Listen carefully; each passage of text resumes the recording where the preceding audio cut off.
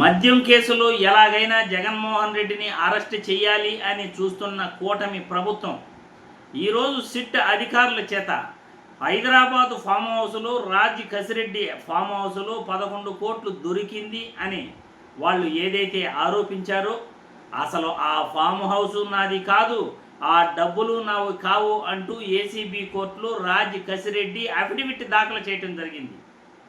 ఆయన ఆ అఫిడవిట్ దాఖలు చేస్తూ ఆయన వివరణ కూడా ఇవ్వడం జరిగింది.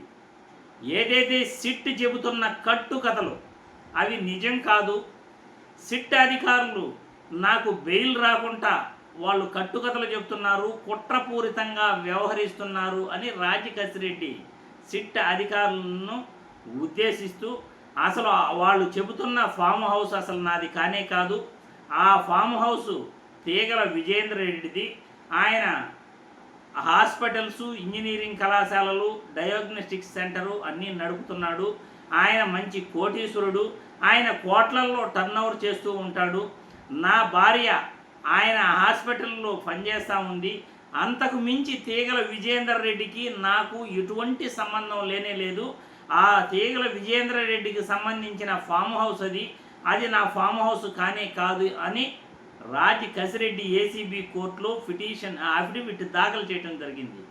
ఏదైతే సిట్ అధికారులు 11 కోట్లు దొరికేసింది, మేము 11 కోట్లు పట్టుకునేసాము, ఇక రాజ్ కసిరెడ్డి దొరికిపోయాడు అంటే జగన్మోహన్ రెడ్డిని అరెస్ట్ చేసేయచ్చు అని ఎల్లో మీడియా సిట్ అధికారులు ఏదైతే చెబుతున్నారో వాటన్నిటిపైన కూడా రాజ్ కసిరెడ్డి బిగ్ ట్విస్ట్ అయితే ఇవ్వడం జరిగింది.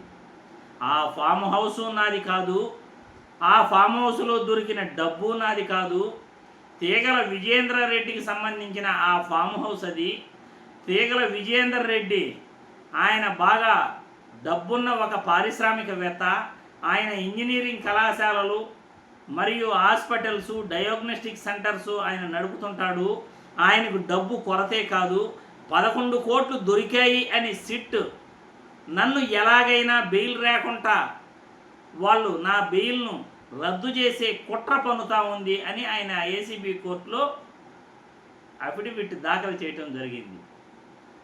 ఏదైతే ఈ కూటమి ప్రభుత్వం, సిట్ అధికారులు మరియు ఎల్లో మీడియా అందరూ కలిసి ఈ లిక్కర్ స్కామ్లో ఎక్కడెక్కడో వెతుకుతూ, ఎక్కడెక్కడో కదిలిస్తూ, ఎవరెవరినో దోషులుగా చూపుతూ ఎలాగైనా చివరికి టార్గెట్ బిగ్ బాస్ అంటారు. ఆ బిగ్ బాస్ ఎవరో కాదు, ఆ బిగ్ బాస్ జగన్మోహన్ రెడ్డిని ఎలాగైనా వీళ్ళు అరెస్ట్ చేయాలి అని వీళ్ళు ఎన్ని ప్రయత్నాలు చేసినా ఆ లిక్కర్ స్కామ్ అనేది జరగలేదు అన్నది వాస్తవం. ఎందుకంటే 2014 నుండి 19 వరకు విపరీతంగా మద్యాన్ని ఏరులై పారించారు. మద్యాన్ని ఏరులై పారిస్తూ బెల్ట్ షాపులు 43,000 నడిపారు. ఒక్కొక్క మద్యం షాపుకు ఒక్కొక్క పర్మిట్ రూమ్, 4,380 మద్యం షాపులు, 4,380 పర్మిట్ రూములు, అక్కడే తాగించడం, అక్కడే తందనాలాడించడం, అక్కడే ఉత్తరపోయటం. ఎక్కడైనా ప్రభుత్వ మద్యం దుకాణాలు ఉంటే అవినీతి జరగదు, ప్రైవేటు మద్యం దుకాణాలు ఉంటే అవినీతి జరుగుతుంది అనేది వాస్తవం. ప్రైవేటు మద్యం దుకాణాల ద్వారా అవినీతి జరగదట, ప్రభుత్వ మద్యం దుకాణాలలో అవినీతి జరుగుతుందట. అది ఈ కూటమి ప్రభుత్వం ఎల్లో మీడియా ఆరోపిస్తుంది. అది ఎక్కడా కూడా పొంతం లేని విషయం. అది కూడా సేల్స్ తక్కువ చూపించి ఆదాయాన్ని ఎక్కువ చూపించింది వైసీపీ ప్రభుత్వం, సేల్స్ ఎక్కువ చూపించి ఆదాయాన్ని తక్కువ చూపించింది కూటమి ప్రభుత్వం, అప్పట్లో టీడీపీ ప్రభుత్వం. ఎవరు దొంగలు, ఎవరు దోషులు?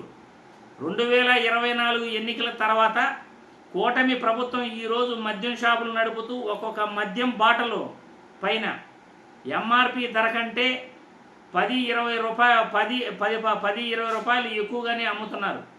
ప్రతి ఎంఆర్పి బాటల పైన 10 రూపాయల నుండి 20 రూపాయలు వాళ్ళు తీసుకుంటున్నది నిజం. అలాంటిది మద్యాన్ని ఏరులై పారిస్తూ ప్రైవేటు వ్యక్తుల చేతుల్లో మద్యాన్ని ప్రజల చేత తాగిస్తూ మత్తులో ఊగండి అని అంటూ ఇలా మద్యం స్కామ్ జరగడానికి అవకాశాలుండి బేవరేజెస్ కంపెనీలు, ఏవి డిస్టిలరీలు, ఏది కూడా జగన్మోహన్ రెడ్డి తీసుకురాకపోయినప్పటికీ, ఏ కొత్త బ్రాండు జగన్మోహన్ రెడ్డి తీసుకురానప్పటికీ, తీసుకొచ్చిన బ్రాండ్లన్నీ చంద్రబాబే తీసుకొచ్చినప్పటికీ లిక్కర్ స్కామ్ వైసీపీలో ప్రభుత్వంలో జరిగింది అని ఆరోపిస్తారు. ఇంకా ఈ కట్టుకథలు ఎంత దూరం వెళ్తాయో మనం చూస్తాం. ఈరోజైతే రాజీ కసిరెడ్డి ఆ 11 కోట్ల పైన బిగ్ ట్విస్టే కూటమి ప్రభుత్వానికి ఇవ్వటం జరిగిందని ఈ వీడియో ద్వారా మీకు తెలియజేస్తున్నాను.